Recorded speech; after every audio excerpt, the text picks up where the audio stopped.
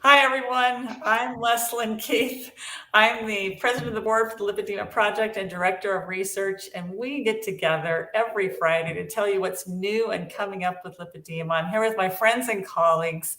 We have Gail Straker, our community manager and head of coaching. Hi, Gail. Hi, Leslyn. And we also have Catherine Seo, the executive director and founder, and copying the Gail face. It loses something in translation. And also Siobhan Huggins, our research specialist. Okay. So we each have our own hand sign. And in sign language, the first letter of my name is L. And so this is, oops, I got to do it right. This is an L, but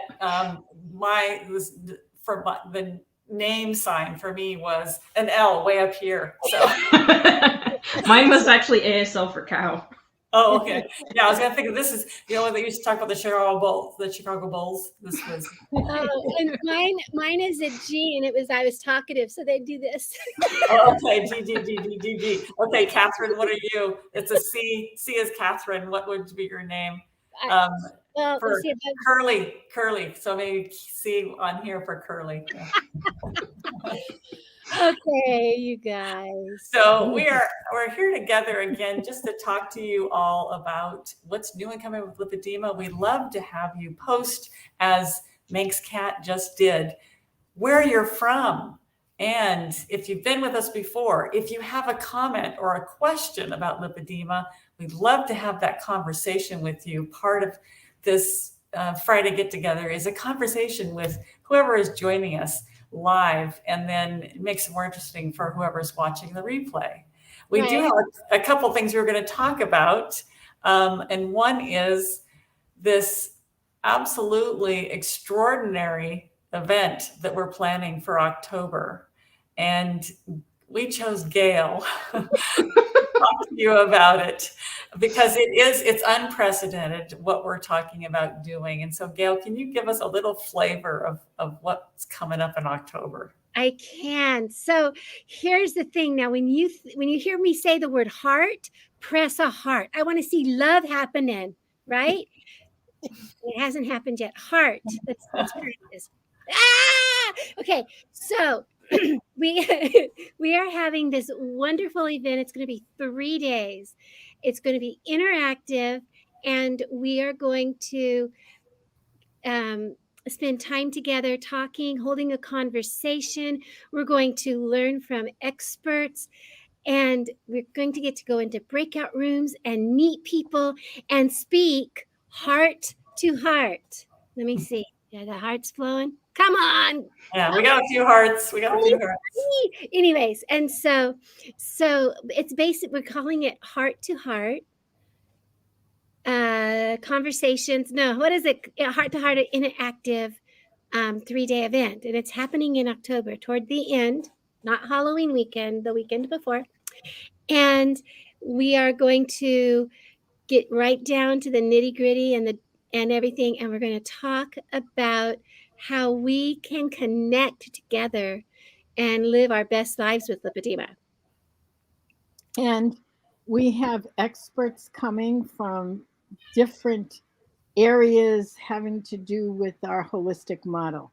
So our holistic model is does it take for us to live fabulous lives, even with a chronic disease? It takes physical, mental, and psychological, yes, and so spiritual and social connection and tools. Go ahead, Gail. I was going to say, and we have been trying to figure out who came up with the name Heart to Heart. I know it wasn't me, but they keep telling me it was. Leslyn knows it wasn't her, but we keep telling her it was. Catherine knows it wasn't her, and we don't tell her that it was. And we not even maybe it was all of our hearts connecting in a heart to heart, and that's how we got the name. The universe broke it down to us, and we said, "Oh, that sounds good." But basically, it's going to be a connection, and it's going to be a conversation, and it's going to be interactive. 3 full days. You're not going to want to miss this. You really aren't. And as I'm Catherine really excited says, for it's it. going to be that we're going to have experts actually from around the world. We've had some expert lymphologists ask us if they can participate, if they can and engage. And so they are going to be part of this conversation. So you'll come to it to learn, but also to interact, to connect, to be part of a community. It's not just going to be your typical symposium. It's an event. It's a celebration. Catherine, I can tell you got something else you want to say. I just made a banner. Yeah. Here's the banner. There we go. Heart to Heart, a collaborative 3-day virtual event. Yeah. So for those of you who've been around and have done some of our work, you've been in sessions with Dr. Matthew Carmody, who is our medical advisor and friend and colleague and just wonderful. And he's talked about a number of things. One is asset framing, which is a whole thing we'll go into, which is how do you take whatever is going on and frame it as an asset, as something that's positive, that's something you can learn from. And within that context, he says again and again and again and again that the wisdom lies in each one of us. We have the wisdom. We have what we know for our own bodies. And that what our task is to open to that conversation. So this conference, it's not a conference, it's an event. It's not a symposium, it's not a conference. It is an event because really what it is a doorway to opening to that conversation. First with yourself and then with each other. Because some of us, like me, I'm an extrovert. I don't know what I'm thinking until I speak it. Now, Leslyn and Siobhan, Gail and I are extroverts. Leslyn and Siobhan are introverts. They have to process. They have to take time with it. And then when other people engage with them, they've already digested and can come back and have a conversation about it. Well, isn't that good? I think it's That's actually really fascinating, Catherine, because that's exactly how I am. Like I've put off like stuff and it's like, hold on, I need to process this myself first, and then I'll talk to this expert person about it. But it's a good point, but this event is going to be a combination of both. So regardless of which person you are, like you'll have the time to process yourself, and then you can talk to other people about what you were thinking about through the presentations and the experts talking on this stuff. And then that can help you process even further. Because even though I do a lot of processing in my own head, it expands even further once I start talking to other people and getting their perspective. And they'll be like, oh, you said this, but I'm wondering if it's actually this way, or this has been my experience. Just like what you said, Catherine, like I've thought that in my own head, but then you said it's like, oh yeah, that's totally true. Yeah, and one listener today is asking if we're going to be broadcasting this October event. It is a virtual event, so it's going to be happening online. It is something you have to register for, and there will be a registration fee, but we're going to try to keep that really, really low. We're collaborating with other groups and going to have sponsors. And so that won't be a really high registration fee, but it will be a registration fee. And then and it'll all be recorded. So even if you're not available the whole time, you will be able to see the recording. So so more information coming. Yes. I need to interrupt on that one because what we're looking at is our 3-day symposiums have been $297. And so we're trying to make it as affordable as possible. So we're looking at $97, but that's for live. If you want the recordings and a whole bunch of extra stuff like coaches corners and live Q&As with some of the experts, that's an upgrade, and that is going to be something like $197 on top of the 97. So it comes out to almost the same if you want everything. But if you know, if you have a budget, you can still make it. You can still be part of this. Mm-hmm. So just because I want to make sure we get to the other things we want to talk about and some things that are being posted here, some comments. One thing that we wanted to talk about was compression, because Siobhan has been doing a compression therapy experiment, and we got a question about compression in the comments from one of our viewers today. And she's saying that she uses compression all day, and it's really reducing the size of her legs. They look almost normal, but they're horribly painful at night. I'm assuming after you have removed your compression and maybe the legs are elevated in bed at night. So, and this is actually, right now we have our a course going on right now, a coaching special interest group, where one whole day is going to be just on compression therapy and talking about some of these challenges that happen with compression therapy. Jamie is also saying that she has achiness too, also with her compression. So to start off this discussion, maybe Siobhan, you could tell us a little bit what you're doing with your experiment and some things that you've learned, and then we can speak to these questions we're getting from some of our listeners today. Yeah, so through the entire month of July, I kind of gave myself this challenge to try and wear compression every single day. And I kind of knew I wouldn't make every single day. And what it ended up being is that I would take a day off just because I wasn't feeling like it or whatever. But I kind of expected that at the beginning anyway. And it was really interesting because I felt it really helped with my level of resiliency.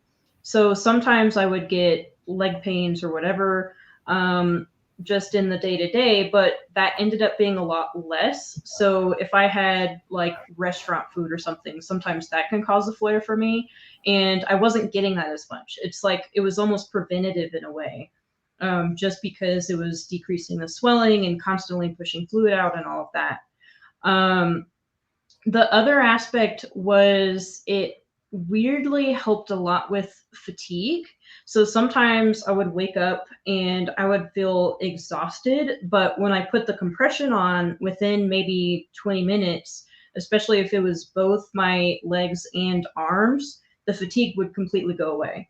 And it's like, what is that? I don't know what that is, but it was really interesting. And so the way that I ended up motivating myself through the month, because I'm very reward oriented, is I would get like a $2 credit if I wore my compression on the legs, and then an extra $1 credit if I wore also my arm compression. And that was saving up towards another pair of compression because they can be a little bit expensive. So it's like, okay, I'm going to be saving up towards this goal and I can get a new pair and it'll be really cool. And I decided to get a new brand because the brands that I had on hand was Bioflect and then CZ Salis, both of which I like, but they're a little thicker. And I think it's the CZ Salis I like the best, but they're too long. And so they were bunching up at the knees and at the joints basically. And that can be really uncomfortable and it can like cut off circulation, which isn't fantastic. So I decided to try another brand and see if that would fit me better. And I ended up deciding on Jobst, and it's like it has the toe on it, and they're kind of like a pantyhose material, which is really interesting because I actually don't like the waffle texture as much, like the textured fabric on the Bioflect and CZ Salis, just because it can sometimes irritate my skin.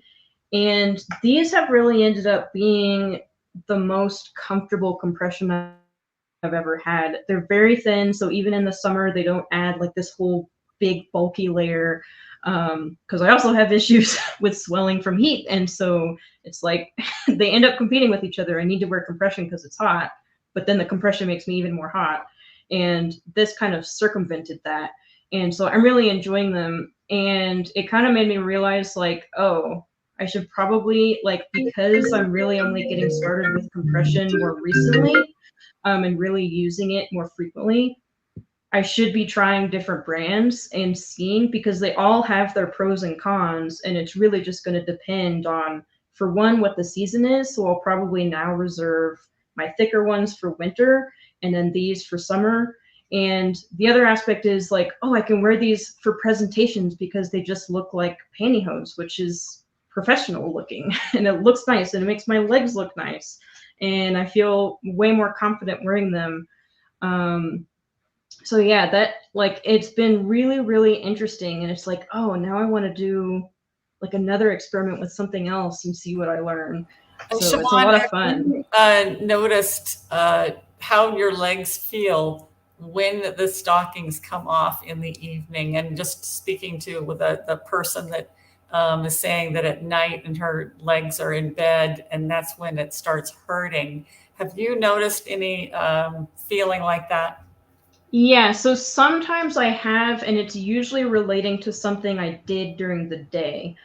So it could be I didn't get enough sleep the previous night, and so when the compression comes off, I start swelling again, is probably what's happening. Another aspect is things that I've eaten. So if I ate something I was sensitive to, that can also cause a flare at nighttime, things like that. And typically what I do in that case, I have a pair of BioFlect that's actually for cellulite, so it's not as tight compression. So I'll put those on to sleep in. And then I'll also sometimes take exogenous ketones, and that will help. But that's just my own very important what Siobhan experience. said, as far as, putting on a lighter pair. Because we don't normally sleep in our compression stockings, but if you have some lighter, more like leggings, that can be safe. You don't really need to compress when your legs are elevated in bed, unless you have lymphedema, and then you need special nighttime garments. But if for lipedema, you can wear some compression at night, but it's got to be gentle. I think it's also key, what you were talking about, Siobhan, is that getting a gathering behind your knees and kind of at joints. And so everybody knows what it feels like when your circulation has been cut off for a certain amount of time, and then you remove the constriction. And then as the leg is coming back to life, it can hurt. And so I'm just thinking about what this poster said, is that you might want to look at what's happening vascularized, what's the health of your arteries, what's the health of your veins, because that can be contributing to the pain that you're feeling. And that would be going to a vascular specialist and having them look at that. Gail, did you have comments on stockings? Well, I'm of the understanding that it's very important to make sure that your stockings or your leggings, whatever you're wearing compression, fits right. Because I know that for me, when I first started wearing compression, it's before I knew I had lipedema, and somebody had prescribed knee-high stockings. And they told me which ones to get. And because I have a large foot, I wear size 12, and I had a large calf, he suggested that I get these particular stockings, and they were actually medical grade, but they were made for men, because I have a longer, I'm 5'9", and so I had to have a big enough sock for me. But the problem is men's socks are not going to be cut the same way as a woman's sock, right? Also, I have big calves, so he was doing this for venous issues, and he ended up, after I wore them for quite a while, and my legs got worse and worse, my thighs got worse. And what we found out when I went to the next vein specialist was those socks had blown out the veins in my inner knee. Yes. And so I ended up having to have my greater saphenous veins laser ablated, just because I had no valves left in my thighs and my knees. So I'm always cautious about knee highs, because if be careful, make sure they fit whatever you're wearing. Make sure that really speaks to what our viewer is saying today. That they seem to be really effective, but she's in a lot of pain at night. And so there's something wrong there. And it may be that although your legs look good, they might be hurting you, just like Gail's stockings were. So I really recommend that you get a vascular workup and check on that. And we're almost out of time here. And there was one viewer who wanted to know something about hormones. And I know that Gail, you also wanted to speak to MLD, manual lymph drainage. Just for Sharon, your question about hormones, and you did some hormone therapy previously. It seemed to help a lot with your joint pain, but now it seems like it might increase your lipedema. And unfortunately, Sharon, the information on hormones and lipedema is mixed. And there's some things that say that it's going to be good, and some things that say it's not going to be good. And I think it really has to do with what else is happening with you. And it really takes a conversation with your healthcare provider who knows hormones and also knows lipedema and knows your whole situation to see if that's going to be good for you. Because some people, yes, it exacerbates their lipedema, and other people, it seems to help their lipedema. So it's a very individual answer to that question, unfortunately. But I would love to give the last couple of minutes. Yes, Catherine? Let me jump in about the hormones. It's such a question, and so many people have it, that we are going to be focusing on that sometime in the next few months. Yes. And one of the things is, I'm one of the people that had good luck with perimenopause treatment in preventing it from getting worse quicker, because I was using a bioidentical called estradiol. So it's possible. But as Leslyn says, it's really mixed. You need to know what you're doing. So we're going to get an expert in. And so look for that sometime, probably around the holidays. Yeah, thanks for bringing that to us, Sharon, because it is something that we need to learn more about. But very quickly, Gail, you said you had something you wanted to talk to us about, manual lymph drainage, or MLD. Yes, I do. I had an experience. I haven't been as faithful to getting my MLD as I have been in the past, and it's been since December since I've had gone to see my massage therapist. And so I was on the table yesterday, and she says to me, "How are you doing?" And I'd asked her to please work on my arms because my arms have been painful lately. And so she says, "How are you doing here?" She goes, you kind of are green. I said, "I'm nauseous. Why, when you work on my arms, I get nauseous?" And she says, "Well, Gail," she goes, "we're getting this fluid going, and we are detoxing your body. All this lymph is flowing, and you're going through detox. Where do you think your lymph fluid goes?" It was like, oh yeah, it's going right to my gut, right to my abdomen. And I realized, sometimes we wonder if manual lymph drainage is working, because maybe we don't lose that much swelling, maybe whatever, but it's detoxing us. So it's one more step in lowering inflammation. It's one more step in making us healthier. And it was like this aha moment. But she spent a good 45 minutes on my arms. My arms now I thought, oh wow, they're looking great. They're all like pink and puffy, right? But now they're like saggy, and I can see all the stretch marks in them, which I couldn't see before. She got a lot of the fluid out of my arms, and I'm just so grateful for her explaining to me why I got nauseous and giving me that one more click, that it's not just about losing volume. Sometimes it's about getting the toxins out of us so that we can continue to heal. Yeah, when we think about that, your lymphatic system is responsible for removing all the waste, all the fluid, everything from the tissues that needs to be removed. It has to be done by the lymphatic system. And if it is performing sluggishly, or it's leaving a lot of stuff behind, and sometimes leaving it behind for a long time, that is now your tissue is not as healthy because that should be evacuated.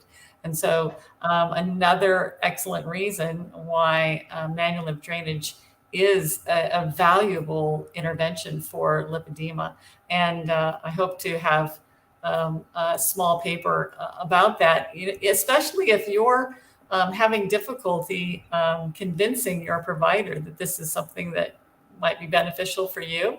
Then I'm hoping that the paper that I'm putting together will help with that, because it's going to show all the benefits of manual lymph drainage for lipedema. And so, well, we've done it again. We went well over our time, but there's just so much to talk about. And thank you, all of you who joined us here today live and putting in your comments, giving us your love.